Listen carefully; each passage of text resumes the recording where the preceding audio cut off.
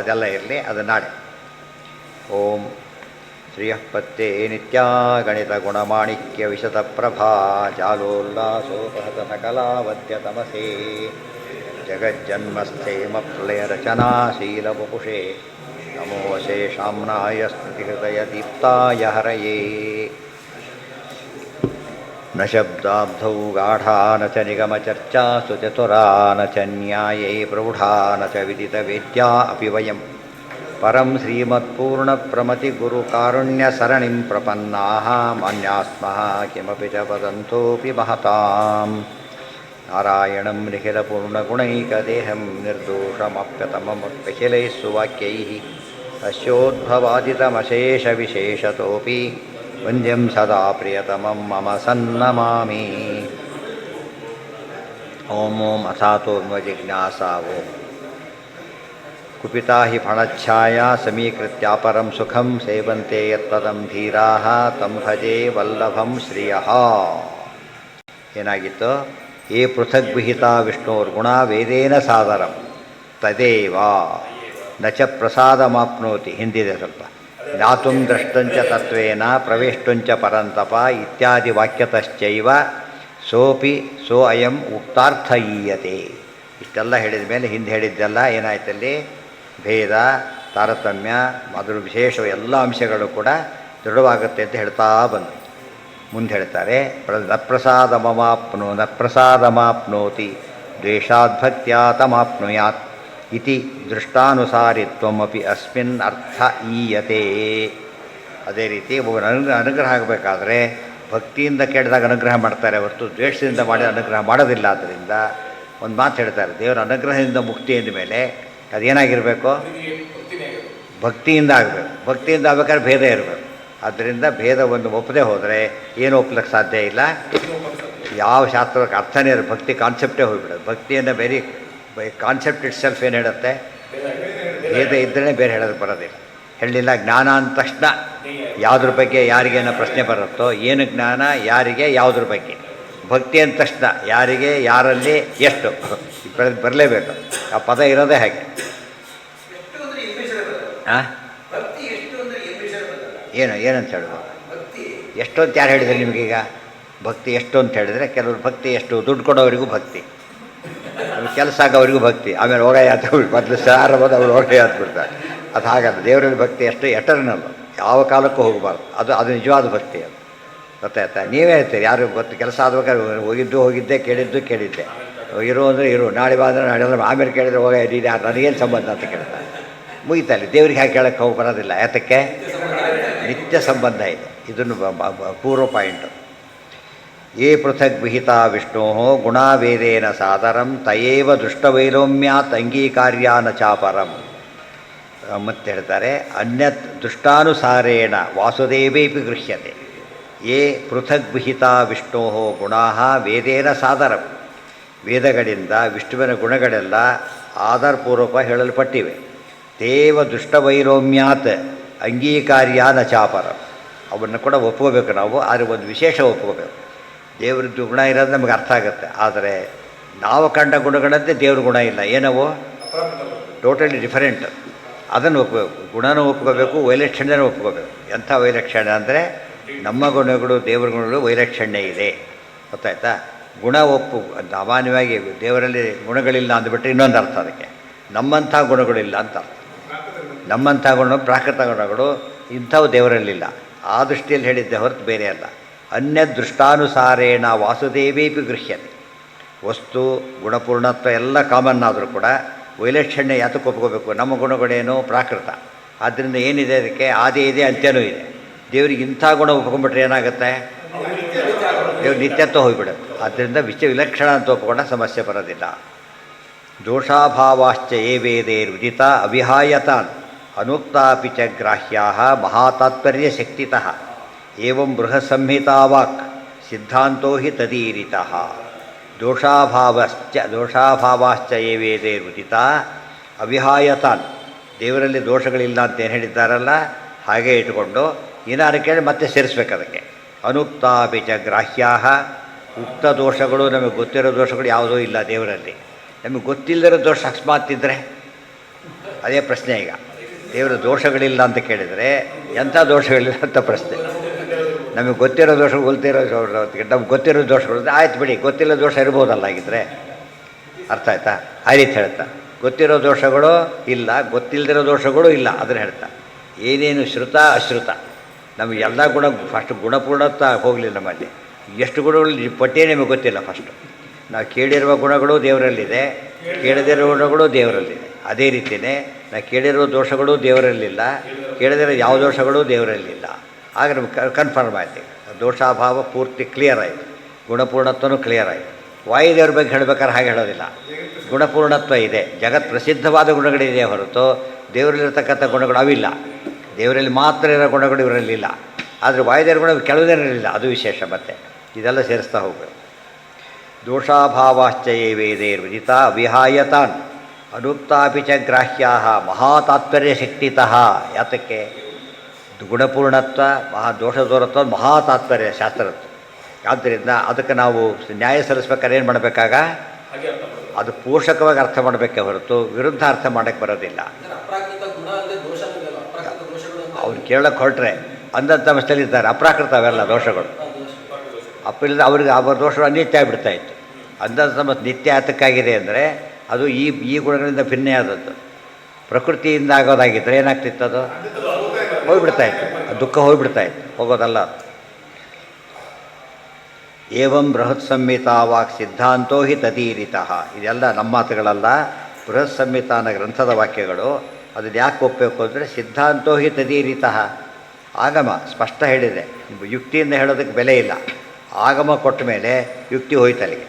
ಆಗಮ ಕೊಟ್ಟು ನಾವು ಮಾತಾಡ್ತೇವೆ ಭೇದ ಸತ್ಯ ಇತ್ಯಾದಿ ಹೇಳೋದಕ್ಕೆ. ಗುಣಪೂರ್ಣತ್ವ ಸತ್ಯ, ದೋಷದೂರತ್ವ ಸತ್ಯ ಅಂತ ಆಗಮ ಕೊಟ್ಟು ಹೇಳ್ತಾ ಇದ್ದೇವೆ. ನೀವೇನು ಮಾಡ್ತಿದ್ದೀರಿ? ಗುಣಗಳೇ ಇಲ್ಲ ಅಂತ ಹೇಳೋಕೆ ಕೊಟ್ಟಿದ್ದೀರಿ. ಅದು ಹೇಗೆ ಸಿದ್ಧಾಂತ ಆಗುತ್ತೆ? ಇಲ್ಲಿ ಆಧಾರ ಎಲ್ಲಿದೆ? ನೀವು ವಾಕ್ಯ ಕೊಟ್ಟರೆ ನೀವು ಕೇವಲ ನಿರ್ಗುಣಶ್ಚ ವಾಕ್ಯ ಕೊಟ್ಟರೆ ಅಲ್ಲಿ ಕೇವಲನಾಗಿ ನಿರ್ಗುಣ ಅಂತ ಹೇಳಿದ ಮೇಲೆ ಕೇವಲತ್ವ ಇದೆಯಲ್ಲ ಅವನಲ್ಲಿ, ಅದಕ್ಕೇನಂತ ಬಿಡಿಸ್ಬೇಕಲ್ಲಿ? ಕೇವಲ ಅನಿರ್ಗುಣಶ್ಚ ಅಂತ ಬಿಡಿಸ್ಬೇಕೇ ಹೊರತು ಇನ್ನು ಬಿಡಿಸ್ಬಾರ್ದು. ಇದನ್ನೇ ಇಟ್ಕೊಳ್ಳೋದಾದರೆ ಪ್ರಾಕೃತ ಗುಣರಹಿತ ಅಂತ ಹೇಳೋದು ಅಷ್ಟೇ ಹೊರತು ಇಲ್ಲ ಕಾಂಟ್ರಡಿಕ್ಷನ್ ಬರೋದು. ಯಾವ ಗುಣ ಇದೆ ಅಂತ ಹೇಳ್ತಾರೋ ಅದೇ ಗುಣ ಇಲ್ಲ ಅಂದರೆ ವಿರೋಧ, ಸೆಲ್ಫ್ ಕಾಂಟ್ರಡಿಕ್ಷನ್. ಒಂದು ಇದೇ ಇಲ್ಲ ಅಂದರೆ ಇದೇ ಇರಬಾರದಿಲ್ಲ ಅಂತ ಹೇಳಬೇಕೆ ಹೊರತು ಅದೇ ಇಲ್ಲ ಅಂದುಬಿಟ್ರೆ ಇದಿದೆ ಅಂತ ಅದಕ್ಕೆ ಹೇಳಿದೆ ಅಂತ ಕೇಳ್ತಾ, ಅದು ತಪ್ಪದು. ಚಸ್ತ್ವರ್ಥ ಇದು ಹೊಸ ಕಾಂಟ್ರಿಬ್ಯೂಷನ್ ನೋಡಿ. ಚಸ್ತ್ವರ್ಥ ಅಂದರೆ ಅರ್ಥನೇ ಆಗೋದಿಲ್ಲ. ಚಹಾತು ಅರ್ಥ, ಚ ಅಂಬೋದಕ್ಕೆ ತೂ ಅಂತ ಅರ್ಥ ಮಾಡಬೇಕು. ಇದನ್ನೆಲ್ಲ ತಿಳಿಸಿದ್ದು ವಿಶೇಷವಾಗಿ ಆಚಾರ್ಯನ ಪಾಠ ಕೇಳಿದವರಾದ್ದರಿಂದ ಏನು ಯಾವ ಅರ್ಥ ಅಂತ ತಿಳ್ಕೊಂಡು ಹೇಳ್ತಾರೆ. ಲೋಕವಿಲಕ್ಷಣ ಅವಿಲಕ್ಷಣಾಶ್ಚ ಇತಿ ಶೇಷಃ. ಲೋಕವಿಲಕ್ಷಣ ಲೋಕ ಅವಿಲಕ್ಷಣ ಯಾವುದು ಅಂತ ಯಾವ ದೋಷಗಳೂ ಇಲ್ಲ. ಲೋಕವಿಲಕ್ಷಣ ಅವಿಲಕ್ಷಣ ಅಂತ ಗುಣಗಳೆಲ್ಲ ಇದೆ ಅಂತ ಸೇರಿಸ್ಕೋಬೇಕು. ಮಹಾತಾತ್ಪರ್ಯ ಶಕ್ತಿತಃ ಇತ್ತು. ಮಹಾತಾತ್ಪರ್ಯ ಹೇಳಿದ ಮೇಲೆ ಬೇರೆ ಹೇಳೋದಕ್ಕೆ ಬರೋದಿಲ್ಲ. ಈ ಹಿಮಾಲಯ ಪಟ್ಟ ಎವರೆಸ್ಟ್ ದೊಡ್ಡದು ಅಂತ ಹೇಳಿದ ಮೇಲೆ ಇನ್ನೇನೇ ಮಾತು ಹೇಳಿದರೂ ಕೂಡ ಏನು ಸೇರಿಸ್ಬೇಕು ನೀವು? ಅದಕ್ಕೆ ವಿರೋಧ ಬರಬಾರ್ದು. ಹಿಮಾಲಯ ಪರ್ವತದ ಮೇರು ಶಿಖರ ಅಂದರೆ ಎವರೆಸ್ಟ್ ಅಂತ ಕಾನ್ಸೆಪ್ಟ್ ಇದೆಯಲ್ಲ, ಅದು ವಿರೋಧವಾಗದಂತೆ ಏನೇ ಬೇಕಾದ್ರೆ ಹೇಳ್ಕೊಂಡು ವಿರೋಧವಾಗೋದಾದರೆ ನೀನು ತತ್ವ ಅಲಗಡಿತಾ ಇದ್ದೀಯ ಅಂತ. ಆದರೆ ತು ಅಂದರೆ ಆದರೆ, ಅಪಿ ಅಂದರೆ ಕೂಡ, ಆ ಅರ್ಥ ಚೇಂಜ್ ಆಗುತ್ತೆ ಅಂತ. ಬಟ್ ಅಂತ ಹೇಳ್ಬೇಕು. ಕೆಲಸದ ಬಟ್ ಅಂದ್ಬಿಟ್ರೆ ಏನಾಯ್ತು? ಈಗ ಡೆಫಿನೆಟ್ಲಿ ಕಮ್ ಬಟ್ ಅಂತ ಅದೇ ಡೌಟ್ ಇದೆ ಅಂತ, ಡೆಫಿನೆಟ್ಲಿ ಅಂಥೇಳಿ ಬಟ್ ಅಂತ ಆದಮೇಲೆ ಅಂದರೆ ಯಾವುದೋ ಕಂಡೀಷನ್ಸ್ ಇದೆ ಬರ್ತೀನಿ ಅಂತ ಅರ್ಥ. ಅದರ್ವೈಸ್ ಟ್ಯೂರ್ಲಿ ಕಮ್ ಮತ್ತೆ ಹೇಳೋ ಅದರ್ವೈಸ್ ಅದು ಬೇರೆ ಆಯಿತು. ಅದು ಬೇರೆ. ಮತ್ತು ಬರ್ತೇನೆ, ನಾನು ಬರ್ತೇನೆ, ಮತ್ತು ಅವರು ಬರ್ತಾರೆ ಅಂತ ಹೇಳಿದರೆ ಆದರೆ ಅರ್ಥ ಬರೋಲ್ಲ. ಒಂದು ಅರ್ಥ ಇದೆ, ಅವ್ಯಯಗಳಿಗೆ ಅನೇಕ ಅರ್ಥ ಇದೆ, ನಿಯಮ ಇದ್ದೇ ಇದೆ. ಆದರೆ ಒಂದರ್ಥ ಸೆಟ್ಟಾಗಿರೋ ಅರ್ಥ ಉಪಯೋಗಿಸ್ಬೇಕು. ಹೊಂದೇ ಹೋದಾಗ ಹೊಸ ಅರ್ಥನೂ ಹೇಳ್ಬೋದು, ತಪ್ಪಲ್ಲ. ಏವಂ ಏಷಾ ಅಪಿ ತದ್ಭಕ್ತಿ. ನಾವು ತಾರತಮ್ಯೇನ ತದ್ಭಕ್ತೇಷ್ವಪಿ ಭಕ್ತಿ ವಿನಿಶ್ಚಯಾತ್ ಕರ್ತವ್ಯ. ಇದು ಇಂಪಾರ್ಟೆಂಟ್. ಮತ್ತು ನಮ್ಮಲ್ಲಿ ಈಗ ದೇವರಲ್ಲಿ ಭಕ್ತಿ ಎಂಬ ಕಾನ್ಸೆಪ್ಟ್ ಉಡ್ಕೊಂಡಿದ್ರು ಕೂಡ ದೇವರ ಭಕ್ತರಲ್ಲಿ ಭಕ್ತಿ ಎಂಬುದನ್ನು ಪ್ರಾಕ್ಟೀಸ್ ಮಾಡ್ತಾಯಿಲ್ಲ. ನಾವು ದ್ವೇಷ ಮಾಡೋದೇ ಜಾಸ್ತಿ ಯಾರನ್ನ ಇವತ್ತು ದೇವ್ರ ಭಕ್ತಿ, ಅದು ತಪ್ಪಾಗಿಬಿಟ್ಟು ಹಾಗೆ ಮಾಡಬಾರ್ದು. ಅದು ಒತ್ತು ಹೇಳ್ತಾ ಇದ್ದಾರೆ. ಅದಕ್ಕೆ ದೇವ್ರ ಭಕ್ತಿ ಅಂತ ಅಲ್ರಿ ಹೀಗೆ ಹೇಳ್ತೀರ, ದೇವ್ರ ಭಕ್ತರಲ್ಲಿ ಭಕ್ತಿ ಮಾಡಿ ಅಂತ ಹೇಳ್ತೀರಿ. ಇದಾಗಬೇಕು ಅಂದರೆ ಅದು ದೇವ್ರ ಭಕ್ತಿಯಲ್ಲಿ ಸೇರಿದೆ ಅಂತ ಹೇಳ್ತಾರೆ. ದೇವ್ರ ಭಕ್ತಿಯಲ್ಲಿ ಸೇರಿದೆ, ಅರ್ಥ ಆಯ್ತು. ಅದಕ್ಕೆ ಮನೆಗೆ ಯಾರು ಬಂದಿರ್ತಾರೆ, ಯಾರೇ ಅಕಸ್ಮಾತ್ ತಪ್ಪು ಮಾಡಿದ್ರು ಕೂಡ ಅದನ್ನ ತೊಗೊಳ್ಳೋದಿಲ್ಲ. ಅದಕ್ಕೆ ಅಂದರೆ ಯಾರಿಗೂ ಅಟ್ಯಾಚ್ ಆಗಿರೋದು ಸ್ವಾಮಿಗಳಿಗೆ ಏನು ಮಾಡ್ತೀವಿ ನಾವು ಸ್ವಾಮಿಗಳಲ್ಲಿ ಭಕ್ತಿ ಇರೋದ್ರಿಂದನೇ ಏನು ಮಾಡ್ತೀವಿ ನಾವು ಸಹಿಸ್ಕೊಂಡ್ಬಿಡ್ತೇವೆ. ಅದು ಭಾಗ ಅಲ್ಲಿ ನೋಡಿ ಸ್ವಾಮಿ ನೀವು ಇವ್ರ ಉಪಯೋಗ ಕೆಲಸಕ್ಕೆ ಬಾರ್ದವ್ರು ಏನಾಗುತ್ತೆ ಅಲ್ಲಿಗೆ ನಾವು ಬೇರೆ ಬೇರೆಗೆ ಹೊರಟ್ಬಿಡ್ತಾರೆ ತಕ್ಷಣ. ನಾವು ಅಂದರೆ ನಮ್ಮ ಸೆಲೆಕ್ಷನ್ ಸರಿ ಇಲ್ಲ ಅಂತ ಒಪ್ಕೊಂಡಾಗೈತಲ್ಲ ನೀವೀಗ ಸಾಧ್ಯ ಇಲ್ಲ. ಅದರಿಂದ ಪಾರ್ಟ್ ಅದು. ಯಾರಲ್ಲಿ ನಮ್ಗೆ ಗೌರವ ಇದೆಯೋ ಅವ್ರಿಗೆ ಯಾರು ಬೇಕಾದ ಇರ್ತಾರೋ ಅವರಲ್ಲೂ ಗೌರವ ತೋರಿಸ್ಬೇಕಾದ್ರೆ ನಮ್ಮ ಕರ್ತವ್ಯ. ಆದ್ದರಿಂದ ಭಕ್ತಿಯ ಭಾಗ ಆದ್ದರಿಂದ ಅದನ್ನು ಒಪ್ಪಿಕೊಳ್ಳೇಬೇಕು. ತಾರತಮ್ಯೇನ ಅದರಲ್ಲೂ ಕೂಡ ತಾರತಮ್ಯ ಇದೆ. ಪ್ರಧಾನ ವ್ಯಕ್ತಿ ಅವರೆಲ್ಲ ಹೇಳ್ತಾರೆ ಇವರಿಗೆ ಫಸ್ಟ್ ಇವ್ರಿಗೆ ಸೆಕೆಂಡ್ ಅವರೇ ಲಿಸ್ಟ್ ಕೊಟ್ಬಿಡ್ತಾರೆ. ಕೆಲವು ಸರ್ತೆ ಯಾವುದೋ ಕಾರಣಕ್ಕೋಸ್ಕರ ನಿಮ್ಮ ಕಡೆಯವ್ರನ್ನ ಕಳಿಸಿ ಅಂತ ಹೇಳ್ತಾರೆ. 20 ಜನ ಬಂದಾಗ ಅವ್ರ ತಾರತಮ್ಯನೂ ತಿಳಿಸಿ ಅಂತ ಹೇಳ್ತಾರೆ. ಅದಕ್ಕೆ ಅವ್ರು ಆ ರೀತಿ ಕ್ರಮದಲ್ಲೇ ಗೌರವ ಕೊಡಬೇಕು. ಅದು 1 2 3 ಆರ್ಡರ್ ಕಳಿಸ್ಬಿಡ್ತಾರೆ. ಇದು ನೋಡ್ಕೊಂಡು ಪ್ರಯಾರಿಟಿ ನೋಡ್ಕೊಂಡು ಗೌರವ ಕೊಡಿ ಅಂತ ಅರ್ಥ. ತಾರತಮ್ಯೇನ ತದ್ಭಕ್ತೇಶ್ವಪಿ ಭಕ್ತಿ ವಿನಿಶ್ಚಯ ಮಾಡಬೇಕು, ಡೌಟ್ ಅಲ್ಲ, ನಿಶ್ಚಯವಾಯಿತು. ಸೊ ದೇವರಲ್ಲಿ ಭಕ್ತಿ ಮಾಡಬೇಕು, ದೇವ್ರ ಭಕ್ತರಲ್ಲೂ ಭಕ್ತಿ ಮಾಡಬೇಕಂದಮೇಲೆ ದೇವರು ಬೇರೆ ಭಕ್ತರು ಬೇರೆ ಅಂತ ಆಗಲಿಲ್ಲ. ಅಲ್ಲೂ ಮತ್ತೆ ಭೇದ ಬಂತು. ಭೇದ ಇಲ್ಲದೆ ಹೋಗಿದ್ರೆ ಏನಾಗಿದ್ರೆ ಸಾಕಾಗ್ತಿತ್ತು. ದೇವರಲ್ಲಿ ಮಾತ್ರ ಭಕ್ತಿ ಇಲ್ಲ. ಕುತ ಇತ್ಯತಃ ಏಷಾ ಅಪಿ ತದ್ಭಕ್ತಿ. ಎಷ್ಟು ಸ್ವಾರಸ್ಯ ಇದೆ. ನೀವು ವಿಷ್ಣುಲ್ ಭಕ್ತಿ ಮಾಡಿ ಅಂಥೇಳಿ ಅವ್ರ ಭಕ್ತರಲ್ಲೂ ಭಕ್ತಿ ಮಾಡಿ ಅಂತೀರಲ್ಲ, ಒಂದೊಂದೇ ಬೆಳೆಸ್ತಿದ್ದೀರಿ ಅಂತ ಕೇಳಿದರೆ ಬೇರೆ ಹೇಳಿಲ್ಲ ನಾವು. ಆ ಭಕ್ತಿಯ ಅರ್ಥನೇ ಅದು ಅಂತ ಹೇಳ್ತಾರೆ. ದೊಡ್ಡವರಲ್ಲಿ ಭಕ್ತಿ ಮಾಡೋದು ಅಂದರೆ ಅವರ ಭಕ್ತರಲ್ಲೂ ಭಕ್ತಿ ಮಾಡೋದು ಅಂತಲೇ ಅರ್ಥ. ಆದ್ದರಿಂದ ಸಪ್ರೇಟ್ ಅಲ್ಲ. ಏನು ಹೇಳಿದ್ರು ಊಟಕ್ಕೆ ಕರೆದ್ರೆ ಊಟಕ್ಕೆ ಕೇಳ್ತೀರಿ, ಅವ್ರು ಲೋಟ ಕೇಳ್ತೀರಿ, ತಟ್ಟೆ ಕೇಳ್ತೀರಿ, ಏನು ಹೇಳಿ ಊಟಕ್ಕೆ ಕರೆದ್ರೆ ಹೀಗೆ ಕೇಳೋದಾದರೆ ಪಾಲ್ಟ್ ಅದು. ಎಲ್ಲಿ ಜಾಗ ಎಲ್ಲರೂ ಕೇಳಬೇಕು. ಊಟಕ್ಕೆ ಬಂದಿದೆ ಜಾಗ ಈಗ ತೋರಿಸೋದಿಲ್ಲ ಅಂದರೆ ಅರ್ಥ. ಆ ಪಾಠ ಎಲ್ಲ ಸೇರ್ಕೊಂಡ್ಬಿಡ್ತದೆ. ಅದು ಏನೇನು ಬೇಕು ಅದೆಷ್ಟು ಸೇರ್ಡೀಡ್ ಅಂತ ಹೇಳಿದಾಗ ಸೈನ್ ಆಗಿದೆಯಾ ಡೀಡೇ ಆಗೋದಿಲ್ಲ. ಅದು ಡ್ರಾಫ್ಟ್ ಆಗುತ್ತೆ ಹೊರತು ಸೈನ್ ಆಗೋದಿಲ್ಲ. ಡೀಡ್ ಅಂತ ಹೆಸರು ಬರೋದು ಯಾವಾಗ ಎಲ್ಲ ಫಾರ್ಮಾಲಿಟಿ ಕಂಪ್ಲೀಟ್ ಆದಮೇಲೆ. ಒಂದೊಂದೇ ಕೆಡ್ತಾ ಕೊಡಬಾರ್ದು. ತದಪಿ ಕುತ ಇತ್ಯತಃ ಲೋಕೆ ಲೋಕ ವೇದಾನುಸಾರತಃ. ಒಂದೊಂದು ಮಾತುಗಳು ಹೇಗಿದೆ ನೋಡಿ. ಲೋಕದಲ್ಲೂ ಹಾಗೇ ಇದೆ. ಭಾಷೆ ಭಾರಿ ಬೇಕಾದವ್ರು ಇರ್ತಾರೆ. ಅವರ ವಿರೋಧ ಕಟ್ಕೊಂಡು ಏನಾಗುತ್ತೆ, ಅವನಿಗೆ ವಿರೋಧ ಬರುತ್ತೆ. ಅದಕ್ಕೆ ಅವ್ರು ಬೇಕು ಅಂತ ಒಂದೇ ಕಾರಣಕ್ಕೆ ಇವರು ಸಹಿಸ್ಕೊಂಡ್ಬಿಡ್ತೀವಿ ನಾವು. ಅದೊಂದು ಆ ಲೋಕದಲ್ಲಿ ಕಂಡಿದೆ, ಗೊತ್ತಾಯ್ತಾ. ಎರಡನೇದಾಗಿ ಎಷ್ಟೋ ಸರ್ತೆ ಬಾಸು ಹೋಗಲಿ ಮುಖ್ಯಸ್ಥ, ಅವನ ಮಕ್ಕಳಿಗೆ ಸಣ್ಣ ಕೂಸುಗಳು ಬಂದಿರ್ತಾರೆ, ಅವ್ರು ಎತ್ಕೊಂಡು ಓಡಾಡ್ತಿರ್ತಾರೆ ಪಾಪ. ಇವರೆಲ್ಲ ಯಾತಕ್ಕೆ ಅವನು ಪ್ಲೀಸ್ ಮಾಡೋದಕ್ಕೋಸ್ಕರ ಅವ್ರು ಚೇಂಜ್ ಆಗಿಬಿಟ್ರೆ ಎಲ್ಲ ಬಿಸಾಕಿ ಹೋಗ್ಬಿಡ್ತಾರೆ ಅಷ್ಟೇ, ಬಂದು ಕರ್ಕೊಂಡು ಹೋಗೋದಿಲ್ಲ. ಈ ತಮಾಷೆ, ಭಾಳ ತಮಾಷೆ ಅದು. ಲೌಕಿಕ ಅಲೌಕಿಕ ಎರಡು ದೃಷ್ಟಿಯಿಂದ ಕೂಡ ಯಾರೆಲ್ಲ ಭಾರಿ ಭಕ್ತಿ ಮಾಡ್ತೇವೆ ಅವರ ಭಕ್ತರಲ್ಲೂ ಭಕ್ತಿ ಮಾಡಬೇಕಾದದ್ದು ಅತ್ಯಂತ ಅಗತ್ಯ. ಇದು ಶಾಸ್ತ್ರನೂ ಒಪ್ಕೊಂಡಿದೆ, ಲೋಕನೂ ಒಪ್ಕೊಂಡಿದೆ ಅಂಥೇಳಿ. ಇವತ್ತು ಮನೇಲಿ ಅಪ್ಪ ಅಮ್ಮನ ಬಾಯಿ ಬಂದಾಗ ಬೈತಾರೆ. ಯಾರೋ ಬೈದ್ರೆ ಯಾವ ಭಾಷೆ ಸುಮ್ಮನೆ ತಲೆ ಬಸ್ಕೊಂಡು ನಿಂತಿರ್ತಾರೆ, ಒಂದು ಮಾತಾಡೋದಿಲ್ಲ, ಗೊತ್ತಾಯ್ತಾ. ಆ್ಯಕ್ಚುಲಿ ನೋಡಿದ್ದೀನಿ, ಬಾಯಿ ಬಂದಾಗ ಬೈತಿರ್ತಾರೆ ಅವರು, ಸಿಂಗರರು ಅದು ಇದು ಸುಮ್ಮನೆ ನಿಂತಿರ್ತಾರೆ. ಏನಂದ್ರೆ ಮತ್ತೆ ನಿನ್ನೆ ಆ್ಯಕ್ಷನ್ ತೊಗೊಂಡ್ಬಿಡ್ತಾರಂತ ಭಯ ಅವರಿಗೆ. ದೇವ್ರು ಇಲ್ಲಿ ತಂದೆ ತಾಯಿ ತೊಗೊಂಡು ದೇವ್ರು ಆ್ಯಕ್ಷನ್ ತೊಗೋತಾರೆ, ಇಲ್ಲಿ ಯಾರೋ ಆ್ಯಕ್ಷನ್ ತೊಗೋತ ಹೆದರ್ತಾರಲ್ಲ, ಎಷ್ಟು ಮೂರ್ಖರಿರ್ತಾರೆ. ಅದು ಅರ್ಥ ಮಾಡಬೇಕು. ದೊಡ್ಡವರೊಂದೇನು ಮನೆಯಲ್ಲೂ ಹಾಗೆ ಇಲ್ಲೂ ಹಾಗೆ. ಅವನು ಕೆಟ್ಟದ್ದೆಲ್ಲ ಬೈತಾನೆ, ಏನೋ ಹೇಳ್ತಾರೆ, ಮಾಡಬಾರ್ದನ್ನು ಮಾಡ್ಲಿಕ್ಕೆ ಹೇಳ್ತಾನೆ. ಇಷ್ಟಾದರೂ ಅದನ್ನ ತಲೆಬಾಗ್ತಾರೆ. ಇದಕ್ಕೆ ಏನು ಹೇಳಿದ್ರು ನೋಡು ನಿಮ್ಗೆ ಅದೆಲ್ಲ ಕೇಳೋಗಿಲ್ಲ ಅಂತ ಹೇಳ್ತಾರೆ. ಅಲ್ಲಿ ಆಫೀಸಿಗೆ ಎಲ್ಲಿ ಹೋಗಿದೆ ಅಂತ ಕೇಳಬೇಕು. ಕೇಳಬಾರ್ದು ಅಂದರೆ ನಡೆಯೋ ಕೆಟ್ಟ ಹೋಗ್ತು ಅಂತ. ಇಷ್ಟೊತ್ತು ಎಲ್ಲಿ ಹೋಗಿದ್ದು ಕೇಳೋ ಹಕ್ಕು ಅವನಿಗಿದೆ. ಈಗ ಯಾಕೆ ಇರಲಿಲ್ಲ ನೀನು ಅಂತ ಕೇಳ್ತಾರೆ. ಅಲ್ಲಿ ಮನೆಯಲ್ಲೂ ಕೇಳ್ತಾರೆ. ಹಾಗಿದ್ದರೆ ನಿಮ್ಗೆ ಯಾಕೆ ತಲೆಹರಟೆ ಅಂತ ಕೇಳಿ ಏನು ಮಾಡಬೇಕು? ಅದಕ್ಕೆ ಅವ್ರಿಗೆ ಬೇಕು, ಅವ್ರು ತಲೆಹರಟೆ ಅಂತ ಕರಿತೀರಾ? ಸಾಧ್ಯ ಅಂದರೆ ಇವ ಪಠ್ಯಪಾಠಿನ ಅರ್ಥ ಇದೆ ಅವನಿಗೆ, ಇಲ್ಲಿ ಗೊತ್ತಿಲ್ಲ ಅಷ್ಟೇ. ಪಠ್ಯ ಮಹತ್ವ ಗೊತ್ತು, ಜ್ಞಾನದ ಮಹತ್ವ ಗೊತ್ತಿಲ್ಲ. ಗೊತ್ತಿದ್ದರೆ ಮಾತಾಡ್ತಿರಲಿಲ್ಲ. ಯೋಹಿ ಇತಿ ಯೋಹಿ ಭಕ್ತ ನೋಡಿ ಎಷ್ಟು ಸಿಂಪಲ್ಲಾಗಿ ಹೇಳ್ತಾರೆ, ಹೇಳಿದ್ದು ಎಕ್ಸ್ಪ್ಲೇನ್ ಮಾಡ್ತಾರೆ. ಯೋಹಿ ಭಕ್ತ ಪ್ರಧಾನೇ ಸ್ಯಾತ್ ತದೀಯೇಶ್ವಪಿ ಭಕ್ತಿಮಾನ್. ಪ್ರಧಾನರಲ್ಲಿ ಯಾರು ಭಕ್ತಿ ಮಾಡಿರ್ತಾರಲ್ಲ, ತದೀಯೇಶು ಅವ್ರ ಸಂಬಂಧಿಗಳಲ್ಲೂ ಏನು ಮಾಡಬೇಕು ನಾವೀಗ? ಭಕ್ತಿಮಾನ್, ಭಕ್ತಿ ಮಾಡಲೇಬೇಕು. ದೃಶ್ಯತೆ ಅಸೌ ನಿಯಮತಃ, ಆ್ಯಸ್ ಎ ರೂಲ್ ನೋಡ್ತಾ ಇದ್ದೀವಿ ನಾವು ಇವತ್ತಿನ ಶ್ಲೋಕದೊಳಗೆ. ನಿಯಮತಃ ವಿಪರೀತೋ ವಿಪರ್ಯಯೇ. ಹಾಗೆ ಮಾಡದೆ ಹೋದರೆ ಅನರ್ಥ ಆಗುತ್ತೆ, ಅದು ನಮಗೆ ಗೊತ್ತಿದೆ. ಹಿಂದೆ ಎಷ್ಟೋ ಜನ ಕೆಲಸ ಕಳ್ಕೊಂಡಿದ್ದಾರೆ ಗೊತ್ತಾ, ನಮ್ಮವರೇನೆ. ನಾವು ಬೇರೆ ಸಲ್ಯೂಟ್ ಹೊಡೆಯೋದಿಲ್ಲ ಅಂತ ಹೇಳಿದಾಗ ಅವ್ನು ನೋಡಿದ್ದಾನೆ, ಸಲ್ಯೂಟ್ ಹೊಡೆದಿಲ್ಲ. ಬ್ರಿಟಿಷ್ ಇದ್ದ ಕಾಲಕ್ಕೆ ಇಮ್ಮಿಡಿಯೇಟ್ಲಿ ಸಸ್ಪೆಂಡ್. ಯಾಕೆ ಅಂತ ಕೇಳಾಗಿಲ್ಲ, ಡಿಸೋಬಿಡಿಯಂಟ್ ದಿ ಸುಪೀರಿಯರ್ ಅಂತ ತೆಗೆದು ಹಾಕಿದ್ದೆ ಕೆಲಸ. ಅಂಥವ್ರು ಹಿಂದೆ ಈಗ ವಯಸ್ಸಾಗಿದೆ ಹೋಗ್ಬಿಟ್ಟಿದ್ದಾರೆ, ಹೇಳಿದಾರು ಈಗ ಮಾಡಿ ಕೆಲಸ ಕಳ್ಕೊಂಡಿಲ್ಲ ಅಂತ ಹೇಳಿದಾರು. ಕಳ್ಕೊಂಡವರೇ ಹೇಳ್ತಾರಮ್ಮ. ಅಲ್ಲೇನು ನಮಸ್ಕಾರ ಏನು ತಪ್ಪಲ್ಲ, ಯಾಕಂದರೆ ಇದು ಅಷ್ಟೇ.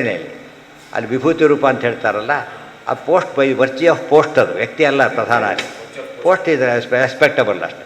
ಅದಕ್ಕೆ ಅಂದರೆ ಮೂದೋಯ್ತರಿಗೆ. ಹಾಂ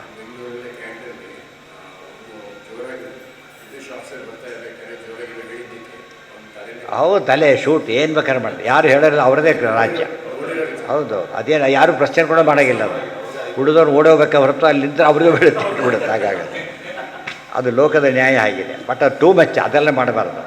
ಇದು ಎಡ್ಯುಕೇಟ್ ಮಾಡಬೇಕಷ್ಟೆ. ದೃಶ್ಯತೆ ಸೋ ನಿಯಮತೋ ವಿಪರೀತೋ ವಿಪರ್ಯಯೇ ವ್ಯಭಿಚಾರೋ ಇತಿ ಕ್ವಾಪಿ ಭಕ್ತಿ ಹ್ರಾಸೋತ್ರ ಕಲ್ಪ್ಯತೆ. ಅಕಸ್ಮಾತ್ ನೀವು ಮಾಡದೆ ಹೋದರೆ ಭಕ್ತಿ ಹ್ರಾಸ ಅಂತ ಕರೀತಾರೆ. ಇಲ್ಲಿ ಭಕ್ತಿ ಹ್ರಾಸ, ಕೊನೆಗೆ ಅದು ಮುಕ್ತಿ ಹ್ರಾಸ, ಆನಂದ ಹ್ರಾಸಕ್ಕೂ ಎಂಡಾಗತ್ತೆ. ಆದ್ದರಿಂದ ಅದೆಂದು ಮೈನಸ್ ಪಾಯಿಂಟ್ ಅವ್ರ ಮೇಲೆ. ಭಕ್ತಿ ದೋಷೋ ಹ್ಯಸೋ ಎನ್ನ ತದ್ಭಕ್ತೇಶ್ವಪಿ ಭಕ್ತಿಮಾನ್. ನಿಯಮ ಇದು. ಯಾರ ಭಗವದ್ಭಕ್ತರಲ್ಲೂ ಭಕ್ತಿ ಮಾಡದೆ ಹೋದರೆ ಅವನ ಭಕ್ತಿಯಲ್ಲಿ ದೋಷ ಇದೆ ಅಂತ ಅರ್ಥ. ದೋಷ ಇದೆ ಅಂತ ಹೇಳಿ ಏನರ್ಥ? ಅದೇ ಮುಂಬತ್ತರಲ್ಲಿ ಸೇರಿಸಿದ್ದಾರೆ, ನೆನಪಿದೆಯಾ? ನವವಿಧ ದ್ವೇಷಗಳಲ್ಲಿ ಯಾವ ಸೇರಿದೆ? ತದ್ಭಕ್ತ ದ್ವೇಷ ಏವಚ, ತದ್ಭಕ್ತ ದ್ವೇಷ ಏವಚ. ಅದು ಹೇಗೆ ಅಂದರೆ, ನಿಮ್ಮನ್ನು ಲೈಕ್ ಮಾಡ್ತೀನಿ ರೀ, ನಿಮ್ಮ ಕೈ ಬರೀತೀರಿ ಏನರ್ಥ? ಕೈ ಪಾರ್ಟ್ ಆಫ್ ಹಿಸ್ ಪಾರ್ಟ್ ಇದು. ಅವ್ನ ಕೈಯೇನು ಅದು ದೇಹದ ಒಂದು ಪಾರ್ಟ್. ಅದು ಸೊ ಅವ್ನಿಗೆ ಬೇಕಾದವ್ರು ಒಂದು ಪಾರ್ಟ್ ಆಫ್ ದೇರ್ ಇದು. ಅವ್ರು ಇದು ಮಾಡೋಕ್ಕೆ ಸಾಧ್ಯ ಇಲ್ಲ. ಅವರು ಏನು ಮಾಡಬೇಕಾದ್ರೆ ಅದಕ್ಕೆ ಕೃಷ್ಣ ಹೇಳಿದ್ದೇನು, ಎಷ್ಟು ಕೃಷ್ಣನ ಮಾತು ಕೇಳಿದ್ರು ಸಾರಸಿ ಇದೆಲ್ಲ ಬ್ಯಾಕ್ಗ್ರೌಂಡ್ ಇದ್ರೆ ಗೊತ್ತಾಗ್ತದೆ. ದುರ್ಯೋಧನ ಪ್ರಶ್ನೆ ಮಾಡ್ತಾನೆ, ನಾನು ನಿನ್ನ ದ್ವೇಷಿ ಅಲ್ಲ ಕೃಷ್ಣ, ಇಬ್ಬರು ಬೀಗರು. ಕೃಷ್ಣ ಇಬ್ಬರಿಬ್ಬರು ಯಾರೋ ಬೀಗರು ಹೊಟ್ಟು ದ್ವೇಷಿ ಅಲ್ಲ ಅಂತ ಕೇಳಿದರೆ ಕೃಷ್ಣ ಎಕ್ಸ್ಪ್ಲೇನ್ ಮಾಡೋಕ್ಕೆ ಹೋಗೋದಿಲ್ಲ. ಇವರಿಯಾದೆಲ್ಲ ಹೇಳೋದು ಅಂತ ಮುಖ್ಯವಾಗಿ. ಈ ಪಾಂಡವ್ರ ದ್ವೇಷ ಮಾಡ್ತೀಯ ಇಲ್ಲ ಈಗ? ಅಲ್ಲ ಕೃಷ್ಣ, ನಿನ್ನ ದ್ವೇಷ ಮಾಡೋದಿಲ್ಲ, ಪಾಂಡವ ದ್ವೇಷ ನಿನಗೆ ಅಂಟು ಹೋಗುತ್ತೆ ಅಂದರೆ ಮಮ ಪ್ರಾಣಾಹಿ ಪಾಂಡವ. ಯಾರವರು? ನಾನು ಪ್ರಾಣ ಅಂದರೆ ಇದು ಸೇರಿನ ದೇವರು ಡಿಕ್ಲೇರ್ ಮಾಡ್ತಾನೆ. ಮಮ ಪ್ರಾಣಾಹಿ ಪಾಂಡವ ಅಂತ ಹೇಳಿದ್ಮೇಲೆ ಪಾಂಡವರು ಭಕ್ತರಾದ್ದರಿಂದ ಎಲ್ಲ ಭಕ್ತಿರ ಅನ್ವಯ ಇದು. ನನ್ನ ಭಕ್ತ ನನ್ನ ಪ್ರಾಣ ಅಂತ ಅರ್ಥ. ನನ್ನ ಭಕ್ತ ನನ್ನ ಪ್ರಾಣ ಆದ್ದರಿಂದ ನೀವು ಬರ್ತೀವಿ ಪ್ರಾಣ ತೆಗಿತೀವಿ, ನಿಮ್ಮನ್ನು ಮಾತ್ರ ರೆಸ್ಪೆಕ್ಟ್ ಮಾಡ್ತೀವಿ, ಏನು ಅರ್ಥ ಅದಕ್ಕೀಗ? ಸಾಧ್ಯ ಇಲ್ಲ. ಹಾಂ ಹಾಂ ಅವ್ರ ಯೋಗ್ಯತೆ ತಕ್ಕಂತೆ ಕರೆಕ್ಟ್. ಅದು ಒಬ್ಬ ಆಫೀಸರ್ ಬರ್ತಾನೆ, ಇಂದ ಅವ್ನು ಕ್ಲರ್ಕ್ರೆಲ್ಲ ಬರ್ತಾರೆ, ಪ್ಲೀಸ್ ಗೆಟ್ ಔಟ್, ನೀವು ಮಾತ್ರ ಬರಲಿಲ್ಲಕ್ಕಾಗತ್ತಾ? ಅವ್ನು ಬಿಡುವಂತ ಅವ್ನು ಹೇಳ್ತಾನೆ ಕೆಲವು ಸಲ, ಅವ್ನು ಬಿಡಿ, ಅವ್ನು ಬೇಡ ಅಂದರೆ ಬಿಟ್ಬಿಡ್ತಾನೆ. ಎಲ್ಲರನ್ನ ಯಾಕೆ ಕಾಣ್ಬೇಕು ನಾವೀಗ? ಬಂದವ್ರಿಗೆ ಆಸೆ ಏನೇನು ಮಾಡ್ಬೇಕು, ಅವರಿಗೆ ಗೌರವ ಎಲ್ಲ ತಾರತಮ್ಯಕ್ಕೆ ಅವರಿಗೂ ಮಾಡಬೇಕು, ಗೊತ್ತಾಯ್ತಾ? ಪರಿವಾರಕ್ಕೆ ಗೌರವ ಕೊಡಲೇಬೇಕು. ಅದು ಪಾರ್ಟ್ ಇಲ್ಲದ್ರೆ ನಮಗೆ ಅವಮಾನ ಅಂತ ಹೇಳ್ತಾರೆ. ಮತ್ತು ನಮಗೆ ಅವಮಾನ ಹೌದಲ್ಲ?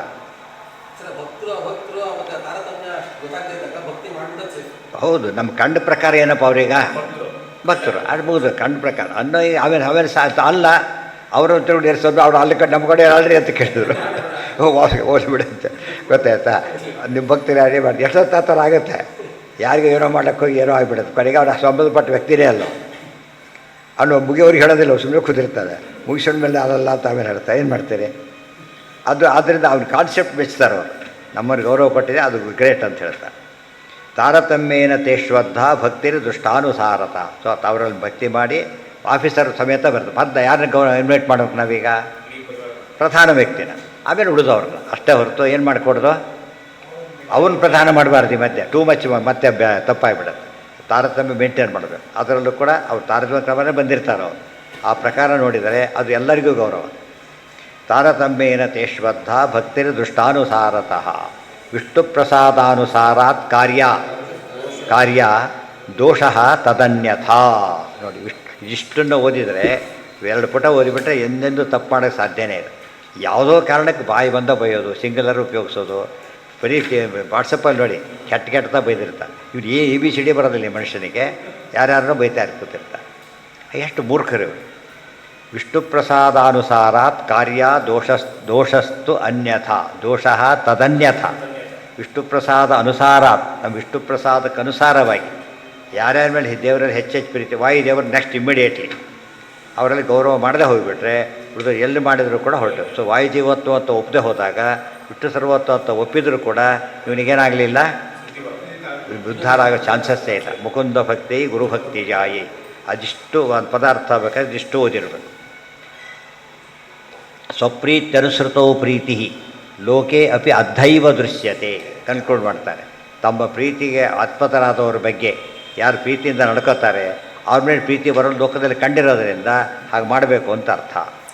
ಇನ್ಫ್ಯಾಕ್ಟ್ ಇನ್ನೂ ಹೇಳೋದಾದರೆ ನಮ್ಮ ಕಣ್ಣಿಗೆ ದೇವರು ಕಾಣಿಸೋದೇ ಇಲ್ಲ. ಕಾಣಿಸೋದು ಆ್ಯಕ್ಚುಲಿ ಯಾರು? ಭಕ್ತರಷ್ಟೇ. ಸೊ ಇವತ್ತು ಚೀಫ್ ಇಂಜಿನಿಯರ್ ಬರ್ತಾನೆ, ಇನ್ನೊಂದು ಮೀಟ್ರ್ ಬರೋದಕ್ಕೆ ಚೀಫ್ ಇಂಜಿನಿಯರ್ ಬರ್ತಾರ, ಪವರ್ ಮಿನಿಸ್ಟ್ರು ಬರ್ತಾರ, ಬರೋದು ಯಾರು? ಇವನಷ್ಟೇ. ಬಟ್ ಅವನು ಗೌರವ ಕೊಡದೆ ಹೋಗ್ಬಿಟ್ರೆ, ಅವ್ನು ಮಾತೆತ್ತಿದ್ರೆ ಆ್ಯಕ್ಷನ್ ಇವನ್ನೆಲ್ಲ ಅವ್ರು ತೊಗೊಳ್ತಾರೆ ಆ್ಯಕ್ಷನ್ನ. ಯಾಕೆ ಹಾಗೆ ಮಾಡಿದ್ರಿ ಈಗ? ಗೊತ್ತಾಯ್ತಾ? ತಪ್ಪೋದು, ಅಪರಾಧ. ನಮ್ಮ ಕಡೆ ತಕ್ಷಣ ಒಪ್ಕೊಂಡ್ಬಿಡು, ಬೇರೆ ಮಾತಾಡೋಕ್ಕೆ ಬರೋದು. ಅದ್ಧ ಅಂಬದು ಅವ್ಯಯ, ಅದ್ಧ ಅಂದರೆ ಚೆನ್ನಾಗಿ ಅಂತ. ಅದ್ಧೈವ ದೃಶ್ಯತೆ ಲಕ್ಷ್ಮೀ ವಿರಿಂಚ. ಇಷ್ಟು ಹೇಳಿ ಭಕ್ತಿ ಹೇಗೆ ಮಾಡೋದು, ಲಿಸ್ಟ್ ಕೊಟ್ಬಿಡಿ ಸ್ವಾಮಿ, ಯಾರು ಮಾಡಿಬಿಡ್ತೀವಿ ಅಂತ ಕೇಳಿದ್ರೆ ಲಿಸ್ಟ್ ಕೊಡ್ತಾರೆ. ಇವ್ರ ಮೇಲೆ ಭಕ್ತಿ ಮಾಡಬೇಕು ನೀವು ಅಂತ. ಯಾವ ಲಿಸ್ಟ್ ಇದು? ಲಕ್ಷ್ಮೀ ವಿರಿಂಚ ವಾಣೀಶ ಗಿರಿಜೇಂದ್ರ ಗಿರಾಂಪತಿ ಸೂರ್ಯೋದಯಶ್ಚ ಕ್ರಮಶೋ ಭಗವತ್ ಪ್ರೀತಿಗೋಚರಾ. ಇನ್ನು ಶಾರ್ಟೆಸ್ಟ್ ತಾರತಮ್ಯ ಇದು, ಒಂದೇ ಶ್ಲೋಕದಲ್ಲಿ ತಾರತಮ್ಯ. ಹೇಗೆ? ಲಕ್ಷ್ಮೀ ನಾರಾಯಣನ ಹೆಸರು ಬರಲಿಲ್ಲ, ಯಾಕೆ? ಆತ್ಮೆ ಹೇಳ್ತಿರೋದು, ಆದ್ದರಿಂದ ಹೆಸರು ಬರೋದು. ನಾನು ಸೇರಿಸ್ಕೊಂಡು ಹೇಳ್ತಾರ. ಲಕ್ಷ್ಮೀ ವಿರಿಂಚ ವಾಣೀಶ ಅಂದರೆ ಯಾರು? ಅಲ್ಲ, ಒಂದರ್ಥ ವಾಣಿ ವಾಗ್ವಾಣಿ ಭಾರತೀಶ ಅಂತ ಅರ್ಥ, ಬ್ರಹ್ಮವಾಯು. ಇನ್ನೊಂದು ಅರ್ಥ ತಗೊಂಡ್ರೆ ಬ್ರಹ್ಮ, ವಾಣಿ ಸರಸ್ವತಿ, ಈಶಾ ರುದ್ರದೇವರು, ಗಿರಿಜಾ ಪಾರ್ವತೀದೇವಿ, ಆ ರೀತಿ ಅರ್ಥ. ವಾಣೀಶ ಅಂತ ಓದ್ಕೊಳ್ಳೋಕ್ಕೂ ಬರುತ್ತೆ, ವಾಣಿ ಈಶ ಬಿಡಿಸ್ಕೊಂಡು ಓದಬೇಕು. ಹಾಗೆ ಎಲ್ಲರೂ ಲಿಸ್ಟ್ ಬಂದುಬಿಡುತ್ತೆ, ಇಂಪಾರ್ಟೆಂಟ್ ಎಲ್ಲ ಬಂದು ಹೋದ್ರು. ಗಿರಾಂಪತಿ, ಅದಕ್ಕೆ ಬಿತ್ತಿ ಎಲ್ಲರೂ ಪೂಜೆ ಮಾಡೋಕ್ಕಾಗತ್ತಾ? ಸ್ತೋತ್ರ ಮಾಡೋಕ್ಕಾಗತ್ತಾ? ಇಷ್ಟು ಜನಕ್ಕೆ ಮಾಡಿಬಿಟ್ರೆ ಉದಾಹರಣೆಗಳು ಬಂದಾಗಲೇ ವಿಷ್ಣು ಪರಿವಾರದಲ್ಲಿ ನಮಸ್ಕಾರ ಅಂತಾರೆ. ಗಿರಾಂಪತಿ ಅಂದ್ರೇನು? ಗಿರಾಂಪತಿ ಯಾರು? ಈಶ್ಪತಿ, ವಾಚಸ್ಪತಿ, ಬೃಹಸ್ಪತಿ ಆಚಾರ್ಯ. ಆಮೇಲೆ ಗಿರಿಜಾ ಗಿರಿಜೇಂದ್ರ ಆಗಿಬಿಟ್ಟಿದ್ದೀನಿ, ಗಿರಿಜಾ ಇಂದ್ರ, ಅವು ಇಂದ್ರದೇವರು. ಆಮೇಲೆ ಬೃಹಸ್ಪತಿ, ಕಕ್ಷದ ಒಬ್ಬರು ಹೇಳ್ತಾರೆ, ಉದರೆಲ್ಲ ಸೇರಿಸ್ಕೊಂಡ್ಬಿಡ್ಬೇಕು. ಇಂದ್ರ ಅಂತ ತಕ್ಷಣ ಕಾಮ ಬರ್ತಾರೆ, ಗೊತ್ತಾಯ್ತಾ? ಬ್ರಹ್ಮದೇವರು ಅಂತ ಹೇಳಿದ ತಕ್ಷಣ ವಾಯುದೇವರು ಬರ್ತಾರೆ, ವಾಣಿ ಅಂತ ತಕ್ಷಣ ಭಾರತಿ ಬರ್ತಾರೆ, ಈಶಾ ಅಂತ ತಕ್ಷಣ ಗರುಡಶೇಷರು ಬರ್ತಾರೆ. ಅವು ಕಕ್ಷೆಯವರೆಲ್ಲ ಸೇರಿಸ್ಕೊಂಡ್ಬಿಡ್ಬೇಕು. ಸೂರ್ಯೋದಯಶ್ಚ ಕ್ರಮಶಃ. ಆಮೇಲೆ ಸೂರ್ಯ ಭಗವತ್ ಪ್ರೀತಿಗೋಚರ, ಭಗವಂತನ ಪ್ರೀತಿಗೆ ಆಸ್ಪದರಾದ್ದರಿಂದ ಆ ತಾರತಮ್ಯ ಕ್ರಮದಲ್ಲಿ ಅವರಿಗೆ ತೀರ್ಥ ಕೊಡಬೇಕಾದ್ರೆ, ಮಂಗಳಾರತಿ ಮಾಡಬೇಕಾದ್ರೆ ಈ ಕ್ರಮ ಅನುಸರಿಸೇ ಮಾಡಬೇಕು, ಚೇಂಜ್ ಮಾಡೋಂಗಿಲ್ಲ. ದೇವ್ರಿಗೆ ಮಾಡಿದ, ಸೂರ್ಯನ ಮಾಡಿದ, ಆಮೇಲೆ ವಾಯುದೇವ್ರಿಗೆ ಕೊಡಕ್ಕೆ ಬಂದ, ತಪ್ಪದು. ಅದೇ ಕ್ರಮದಲ್ಲೇ ಕೊಡಬೇಕು. ತೇಷು ಭಕ್ತಿ ಕ್ರಮೇಣ ಇವ ಕಾರ್ಯ ನಿತ್ಯಂ ಮುಮುಕ್ಷುಭಿ. ಯಾವುದೋ ಕಾರ್ಯಕ್ಕೆಲ್ಲ ಇದು ನಿತ್ಯವಾದ ತಾರತಮ್ಯ. ಇದು ತಾರತಮ್ಯ ನಿತ್ಯ ಆದ್ದರಿಂದ ಅವ್ರ ಪೂಜೆ ಕೂಡ ಹೇಗಿರಬೇಕು? ನಿತ್ಯದಲ್ಲೂ ಮಾಡಬೇಕು. ಅಲ್ಲಿಗೆ ನಾಳೆ ಮುಂದಿನ ಭಾಗ ಇದೆಲ್ಲ ತಪ್ಪದೇ ಅನುಷ್ಠಾನಕ್ಕೆ ಬರಬೇಕು, ಗೊತ್ತಾಯ್ತಾ? ಸ್ವಲ್ಪ ಬಿಟ್ಟು ಮಾಡಿದ್ದೆಲ್ಲ ವೇಸ್ಟು, ಏನು ಉಪಯೋಗ ಆಯಿತಾ?